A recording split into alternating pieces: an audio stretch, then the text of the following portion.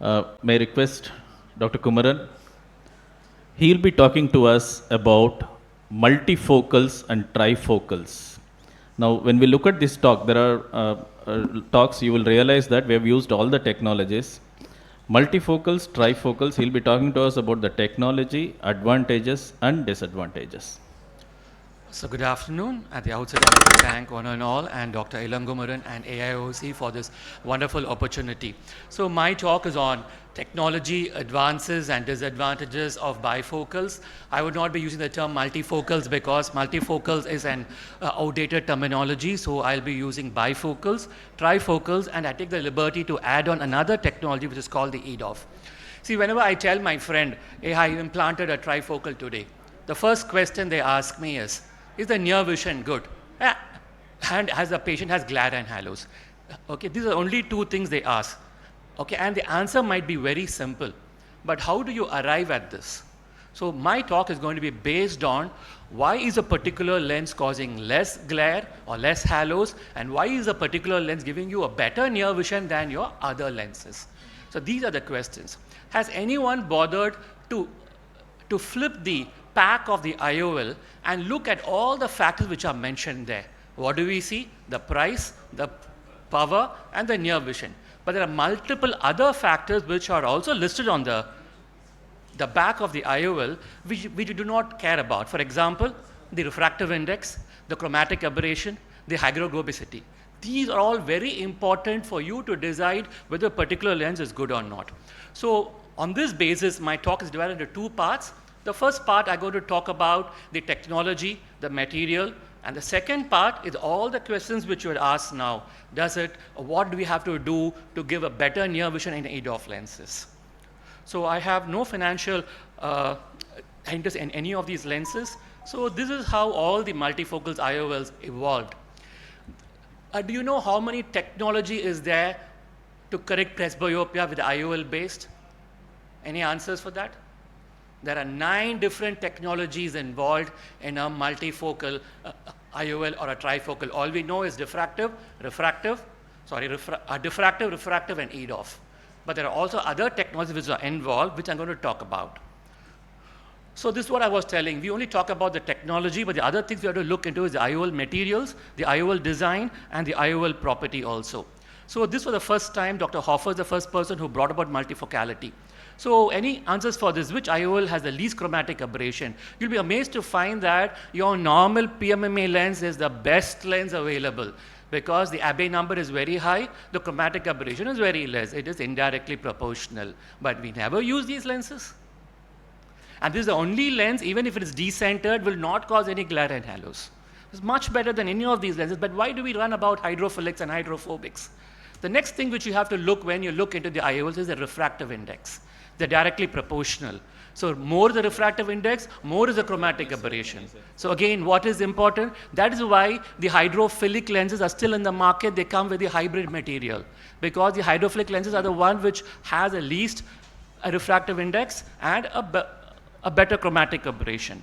So this is what I was talking about. All these are listed behind your IOL box, the Abbe number, the refractive index. So next time when you want to put in a multifocal or a trifocal, please look into all these factors. Just don't believe what the representative says that this particular lens is good. Look into the Abbe number, look into the refractive index, look into the biocompatibility. These are all important for a clinician. The glass traction temperature, hydroscopicity is for manufacturing. Then the material which is involved, which I already told you about. So to understand multifocal and to implant multifocals or bifocals, you need to understand basic physics because if you don't know this, you will not understand multifocal and how it works in your patient. The first basic 8 standard physics, refraction, you know what it is. Diffraction also, you know when a pinpoint of light is split into multiple colors. And then the latest technology is EDOF. Do you know where else EDOF is used? Do you know where else EDOF is used? It is used in your astronomical telescopes and your SLR cameras. So it is not new to our field. It has been there in the opticals for a very long time. So this is how a diffractive lens works. The center is for far, intermediate, and near, which all of you will be knowing. The major disadvantage, I told you, how does it cause glare and halos? We know a monofocal lens produces a single point focus.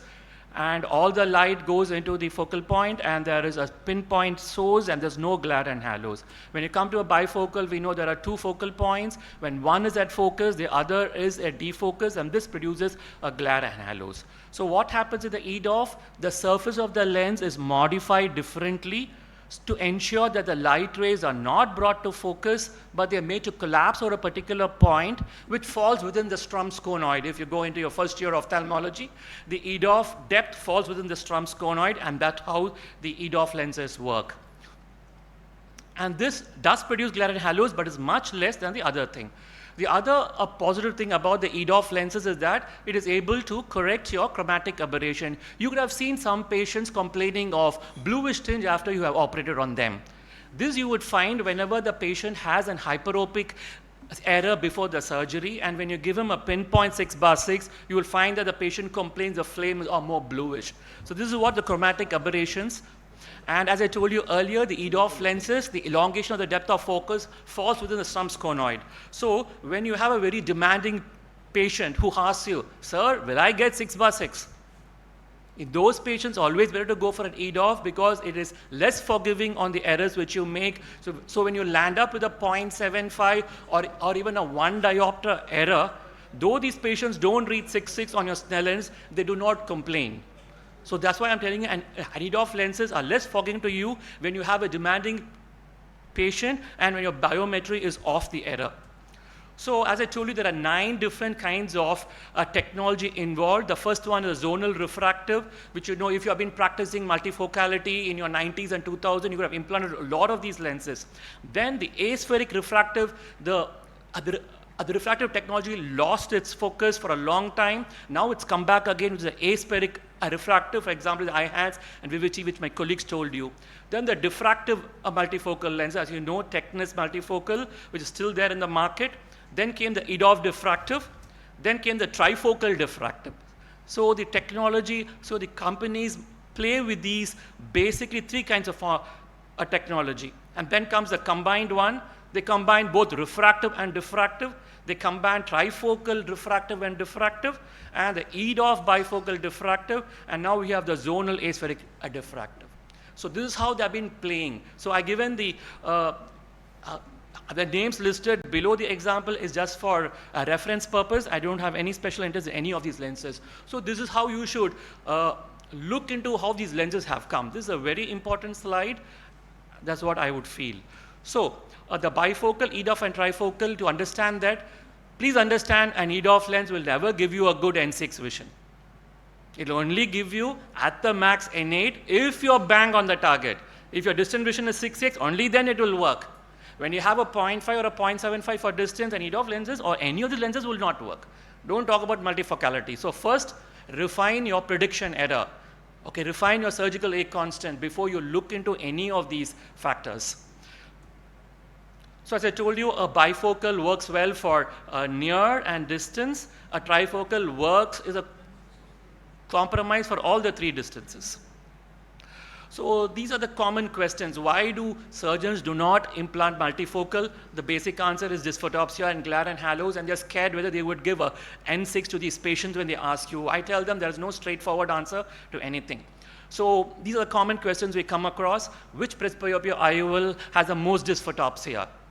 Please understand, whenever there is any lens which is more than a single focal point, you are bound to have glare and halos. There is no doubt about it. So every lens will produce glare and halos. The only thing is that what is the amount of glare and halos which they produce to you. So this is what you should remember. So this is a typical thing which you come across in any tier cities. You come across a 65-year-old chartered accountant seeking a spectacle independence. What would you choose? Different people do it differently. Whatever works best for you, please go ahead with that.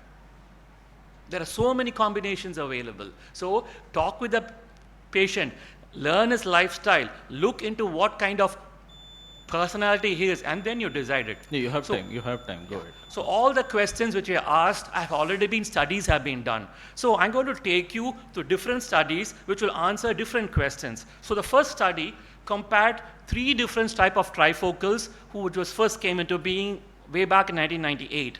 So in the first case, and all these trifocals did very well for near, intermediate, and distance.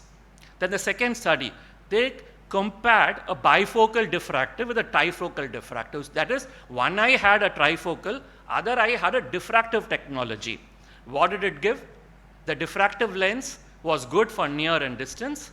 The trifocal gave a good intermediate distance. So you mix and match, the patients are happy.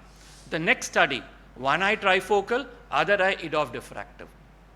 So what does it do? This particular patient, his intermediate vision will be very good because one eye he's got an EDOF. And he have a good vision for near and distance. The fourth study, they put a trifocal diffractive in both eyes and they put a EDOF diffractive and a bifocal diffractive. This also works well. Okay, because one eye they have trifocal diffractive, other eye you have an EDOF and a bifocal. Again, it works well. The next study, they compared the light disturbances of 3 new IOL presbyopia, that is a trifocal diffractive both eyes, trifocal diffractive in both eyes, and an EDOF diffractive. They also did well. Then they compared the visual outcome and the different near addition. One eye they put a 4 diopter IOL and the other eye they put a 3.25 ad. These also did well. Then they looked into the reading ability. The trifocal IOLs actually did a little bit better than the diffractive IOLs when compared with a 3.25 ad.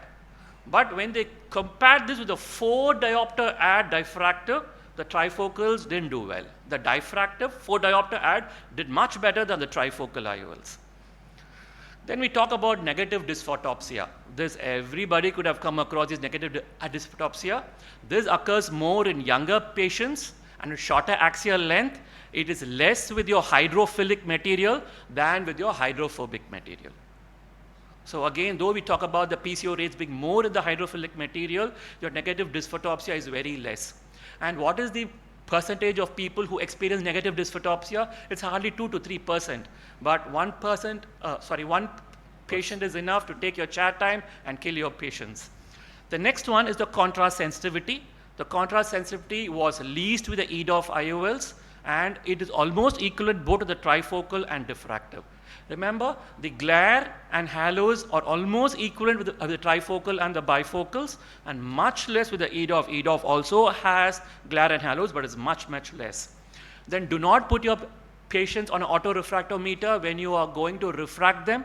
We always pray we don't have to refract them, but if you have to refract them, please do not put them on an autorefractometer because the autorefractometer has not been designed for a multifocal setup. Please go for your retinoscopy. And among all the formulas, the Barrett Universal 2 works very well, but I would say you can also stick on with the IOL formula which you have been using. If it works well for you, you can definitely go ahead with whatever IOL formula which you are using. Then the influence of angle kappa. We talk about angle kappa or the chord length mu. Chord length mu is the new terminology. I'm not going to tell you what chord length mu is because all the biometer tells you that. It's beyond the scope of this particular talk. Please remember, you can implant an multifocal or a trifocal IOL even if your chord length mu is high. The patient will definitely have 6.6. But when the chord length mu is more than 0.5, he would complain more of glare and halos. So whenever you go back to your biometry and see for these patients who have been complaining of more glare and halos, you definitely find that chord length mu has been high. It will not cause any problem with your visual acuity. Then the ocular aberrations, the angle alpha will be a better predictor than your angle kappa. So finally, with all these studies, talk with your patient, understand him, make him understand the realistic expectations of what these lenses would give you. I have a negative counseling for all my patients. I tell them, you would definitely need a 0.75 or a 0.5 diopter. You might have, how do we do a LASIK counseling?